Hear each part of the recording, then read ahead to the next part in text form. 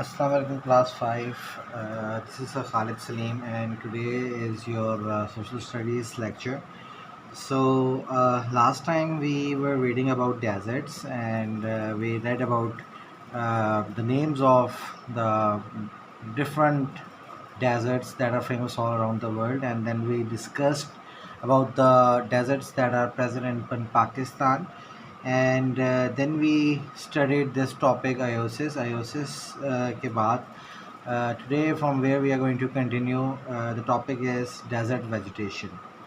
कि वेजिटेशन का मतलब होता है कोई भी आपकी प्लांट ग्रोथ वगैरह, जो भी आपके प्लांट्स वगैरह या ट्रीज़ वगैरह ग्रो करते हैं, we call that vegetation. Okay, तो डेजर्ट के अंदर, सैराग के अंदर जो है किस तरह के प्लांट्स जो हैं वो एग्जिस्ट करते हैं. Okay, now let's start with the reading of this last topic that is related to deserts. Okay, animals that survive this harsh climate are insects, reptiles, birds and mice. तो animals जो desert में आपको पता है बहुत ही सख्त किस्म की क्लाइमेट होती है, बहुत हाई टेम्परेचर होता है, एक्सट्रीम टेम्परेचर होता है. सो जो एनिमल्स यहाँ पे सरवाइव करते हैं, यहाँ पे ज़िंदा रहते हैं, उनमें हमारे कीड़े मकोड़े आ जाते हैं, रेप्टाइल्स हमारे आ जाते हैं, ठीक है, बर्ड्स आ जाती हैं और माइस.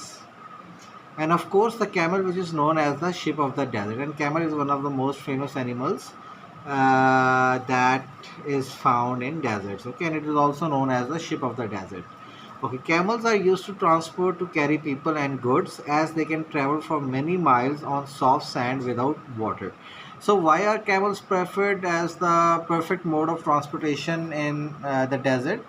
First of all, they carry people. Okay, they also carry their goods. Goods का मतलब होता है सामान, ठीक है, and they are very accustomed to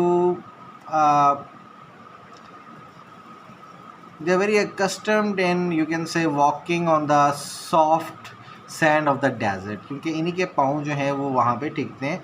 and they are one of the most efficient modes of transport that is available to us in the desert. Okay, this is why they are able to stay without water for many days. तो यही वजह है कि camel जो है वो बाबा पानी नहीं पीता, but rather it can go on without having a drink of water for a very large distance, आप ये कह रहे हैं, for a very long time as well. Okay, the camel's long eyelashes protects its eyes from sand during a sandstorm. So अल्लाह ताला ने एक naturally एक उसको कैमल को जो है वो बड़ी बड़ी आई लैशेस दी हैं. जो आपकी आंखों के ऊपर जो बाल उगे होते हैं, ये आई लैशेस से कहते हैं, ठीक है. तो कैमल्स की जो है वो काफ़ी बड़ी होती हैं, and they also serve as a protective layer that protects the eyes of the camel in case of a sand storm. क्योंकि आपको पता है डेजर्ट में हवाएं चलती हैं, बहुत ज़्यादा मिट्टी उड़ती है. So it's better that they are having these eyelashes, these big eyelashes that protect them from sand from getting into their eyes.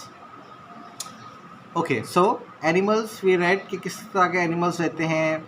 माइस आपके रहते हैं, इंसेक्ट्स रहते हैं, रेप्टाइल्स रहती हैं, बर्ड्स रहती हैं और कैमल रहती है. कैमल जो है one of the most, you can say, it is one of the predominant modes of transportation in desert.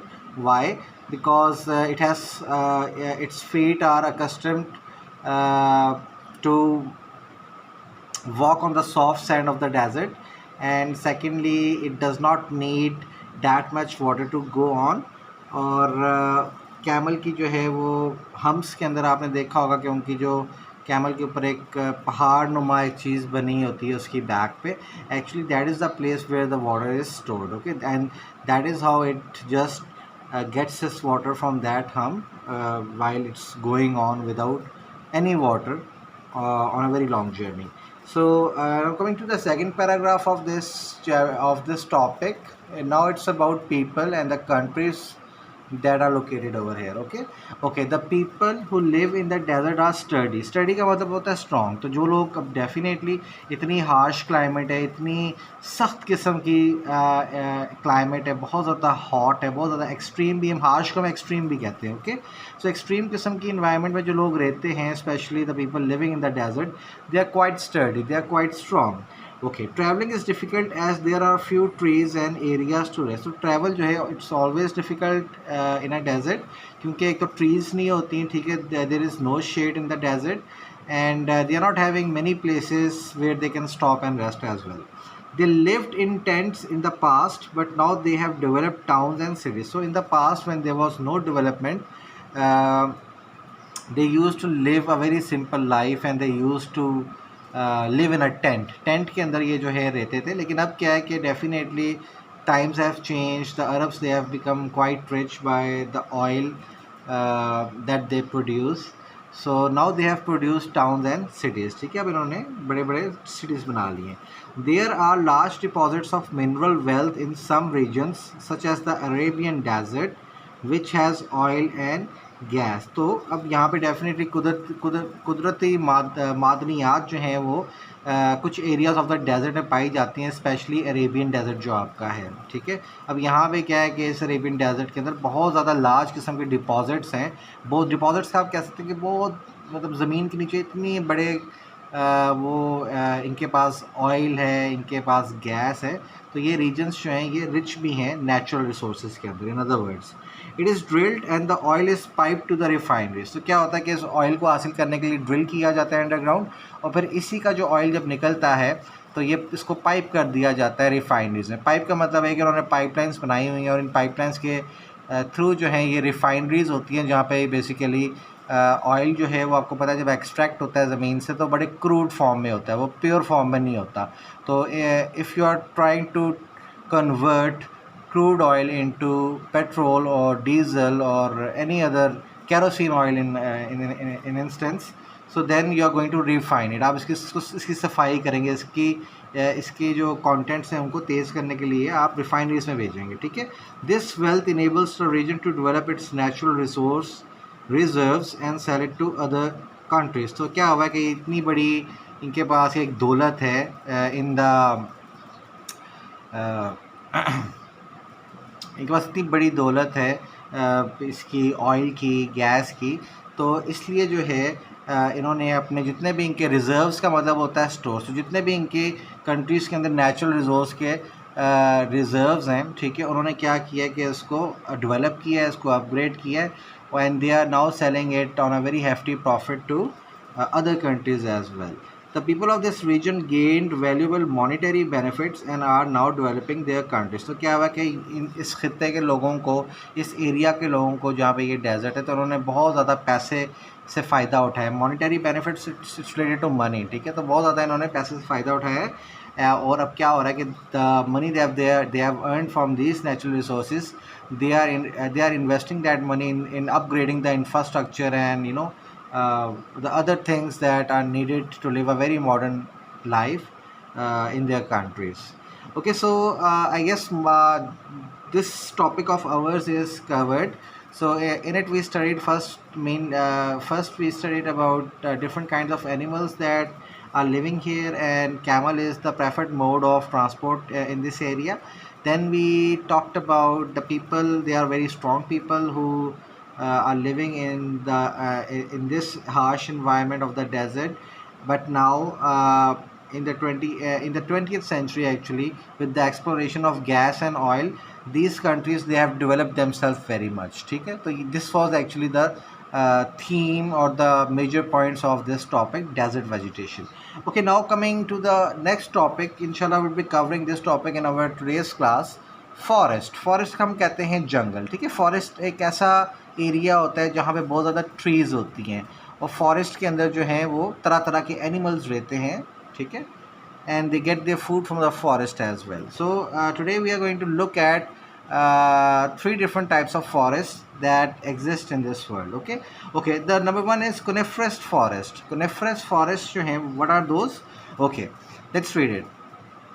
Forests on slopes of mountains and hills with coniferous and evergreen trees are known as coniferous forest. ठीक है, तो forest जो forest जो जंगल आप ये कहते हैं, इन other words, जो कि आपके पहाड़ों की जो चढ़ाइयों पे जो उग रहे होते हैं, या जो हिल्स होती है उनकी चढ़ाइयों पे जो उग रहे होते हैं, they are known as coniferous forest. ठीक है, और coniferous trees have needle like leaves. तो ये एक स्पेशल ट्री की स्पीसीज़ है कोनिफरस ट्रीज, और इसमें क्या होता है कि जितनी भी ट्रीज होती है ना उनके लीव्स जो हैं वो नीडल लाइक होते हैं, ठीक है। Some trees remain green throughout the year, they are called evergreen. तो कुछ ऐसे ट्रीज इनमें हैं जो थ्रू आउट द ईयर, सारा साल जो है इनके पत्ते जो हैं वो झड़ते नहीं हैं, ना ही वो पीले होते हैं, तो क्या होता है कि ग्रीन ही रहते हैं। सो इस तरह की ट्रीज़ को we call them evergreen trees. Okay, so what we have learned so far, that forests that grow on the slopes of the mountains or hills, they are known as the with coniferous and evergreen trees. तो ये basically क्या known what are they called, they are known as coniferous forest, ठीक है।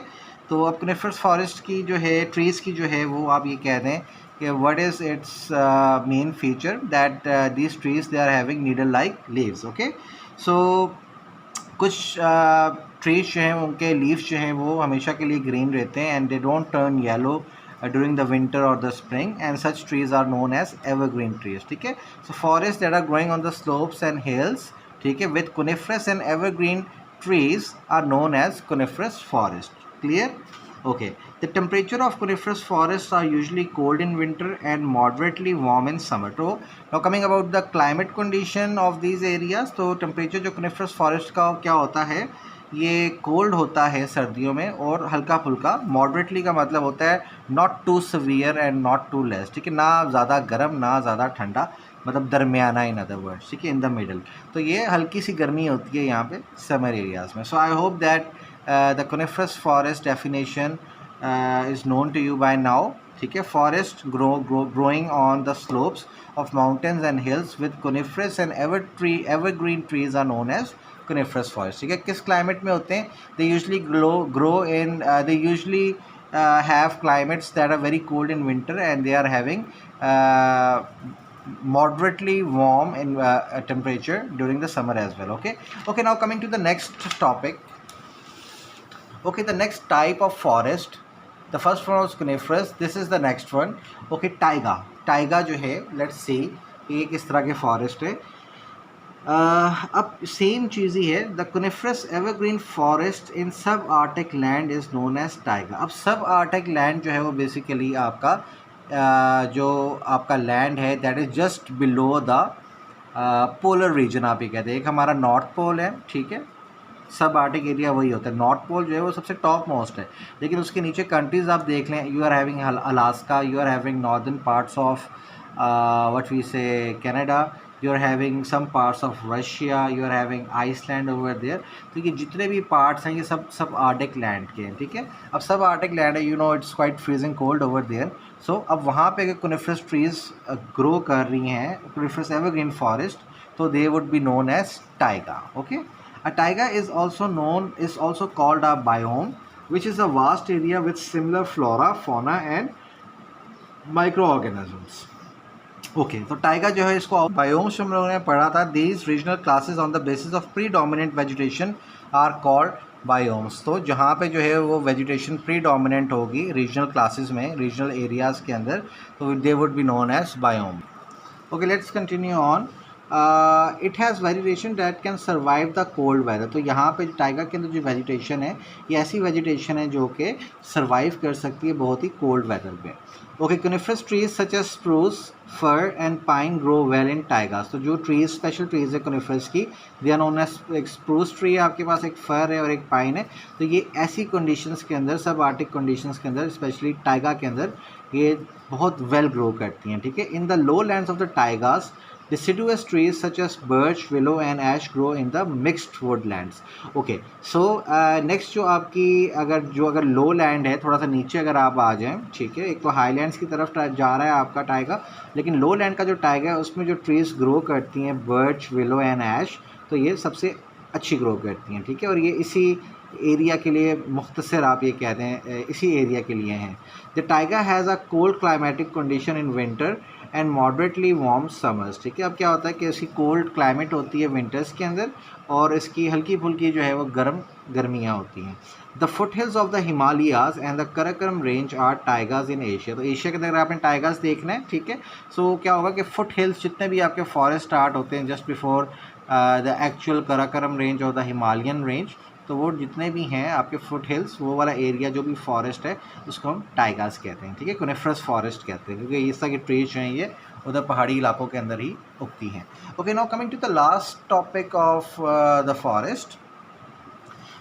Okay, rainforest. Okay, now this is completely different. Rainforests are jungles of dense vegetation that receive high annual rainfall. ठीक है, तो यहाँ पे जो vegetation होती है वो बहुत ज़्यादा डेंस होती है. डेंस का मतलब होता है कि भरी पड़ी होती है, मतलब जंगल है, प्रॉपर जंगल है, तो क्या होगा कि बहुत ज़्यादा ट्रीज़ होंगी, इतनी ट्रीज़ होंगी कि कभी कभी सनलाइट भी जो है वो लैंड पे नहीं गिरती. ठीक है, तो ऐसे एरियाज़ हैं जहाँ पे बहुत ज़्यादा डेंस वेजिटेशन है, और उनकी जो एनुअल जो रेनफॉल है, मतलब सालाना जितनी भी बारिश होती है वो बहुत ज़्यादा हाई होती है, मतलब it rains a lot in the rainforest. Okay, it's climate is hot and humid all the year round. तो इसकी क्लाइमेट जो है वो गर्म रहती है, हॉट रहती है, और बहुत ज़्यादा हब्स होता है. ह्यूमिड का मतलब होता है हब्स, ठीक है, ऑल द ईयर अराउंड, सारा साल एक ही तरह की इन्वायरमेंट होती है. It's hot and humid.